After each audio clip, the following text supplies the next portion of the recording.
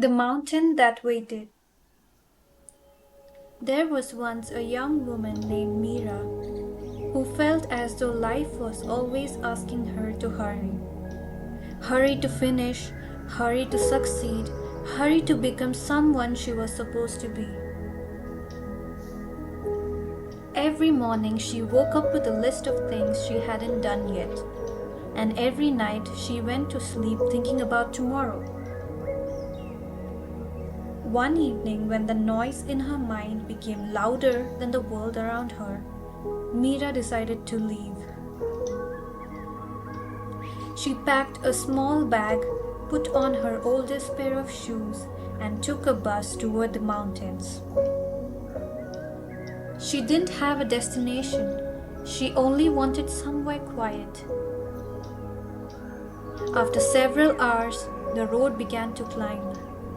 The city disappeared behind her. The buildings became tiny dots. Then, even the traffic vanished. Outside the window were enormous mountains, rising into the evening sky like ancient guardians. Their peaks were covered with soft clouds. Pine trees covered their slopes, moving gently whenever the wind passed through them. And somewhere between the mountains, a narrow river followed the road, sparkling beneath the fading sunlight. Mira finally got off the bus at a small mountain village. There was a little wooden house at the edge of the forest. An old woman lived there. Seeing Mira standing outside with her tired eyes and dusty shoes, the woman simply smiled. "You look like someone who have been walking for a very long time," she said. Mira laughed softly. "I suppose I have." The old woman invited her inside. That night, Mira sat beside a small fireplace. She listened to the crackling wood while rain tapped gently against the window. For the first time in months, she had nowhere to be, no message to answer, no deadline to chase, no future to solve, just rain, fire, and silence. The next morning, the old woman asked Mira to walk with her. They followed a narrow trail through the pine forest. The air smelled of wet earth and leaves. Tiny drops of water rested on spider webs like little diamonds. Birds called to one another somewhere among the trees. Eventually, they reached a clearing, and there it was, a mountain rising quietly before them. Mira stared at it. "How long has the mountain been here?" she asked. The old woman smiled. "Longer than either of us can imagine." "Doesn't it ever get tired of standing there?" The woman chuckled. "Perhaps that's why it doesn't try to go anywhere." Mira looked at the mountain again, clouds slowly drifting across its peak. The mountain didn't chase them. The sun moved across the sky. The mountain didn't hurry to follow it. Winter came, then spring, then summer, then autumn. The mountain simply remained, present, patient, unrushed. Mira sat on a stone. For a long while, neither of them spoke. Then she whispered, "I think I've been treating my life like a race." The old woman nodded. "Many people do." "But what if I'm failing behind?" "Behind whom?"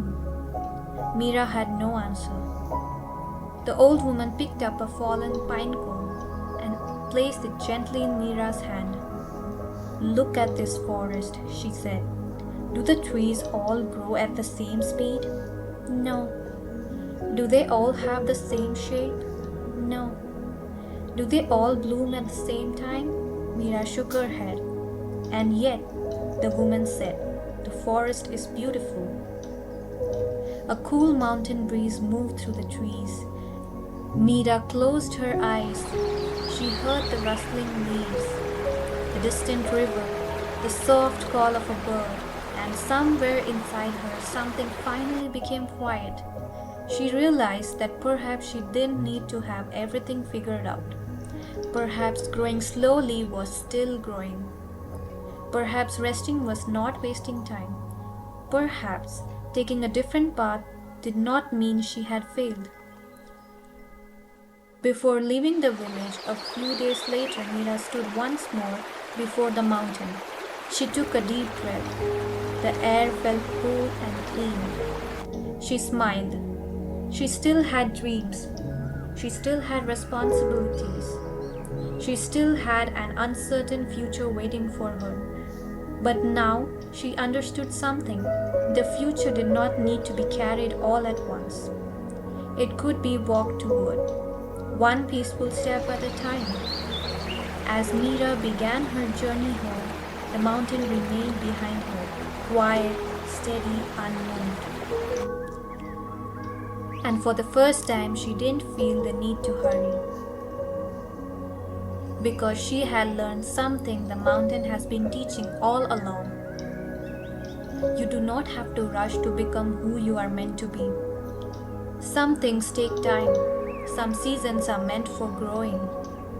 And some are simply meant for resting beneath the sky. So wherever you are today, take a breath. Release your shoulders. Let tomorrow remain tomorrow. You are allowed to walk slowly. You are allowed to rest. And you are still moving forward. Moral: life is not a race. Growth has its own seasons, and sometimes the most important step forward is simply allowing yourself to rest.